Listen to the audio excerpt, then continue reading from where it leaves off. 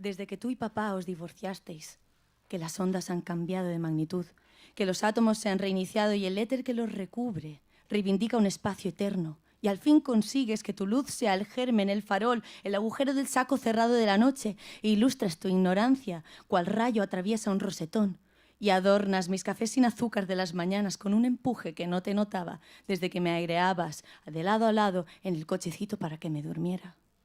Cuando me aíslo porque el mundo adulto me calcina con ardentería de una docena de soles, tú me sabes templar, tus palabras me llenan mi cabeza como las gotas de la lluvia, cubren concominantes las losas del suelo.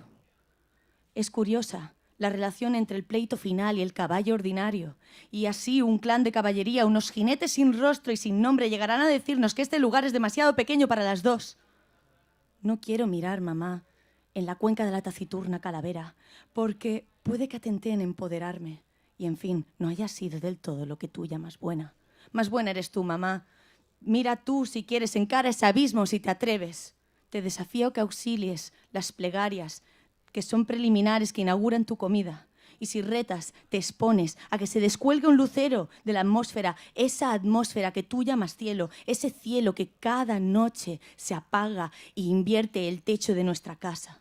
Superpones tu mano a mi mano, como el bailar se agarra a la cadera, y me dices que este vagón pasará. ¿Y si los raíles de mi vida están torcidos adrede, porque me cansé de tanta espera, que llegara el arquero y terminara con los monstruos, las criaturas saturninas de mis sábanas, con las palabras malsonantes y las costumbres feas? Pues si quiero creer en todo lo que me dices, tengo que dejar de creer en mí misma. Pues, Mom, let me tell you how I see it. God is a thief because he stole the rib of Adam to create Eve. He stole the rib of Adam. Sure, he said, come on, man, please, before drilling my chest, first ask me if I want to pay the price to live. Fuck the other half. Give me back my rib.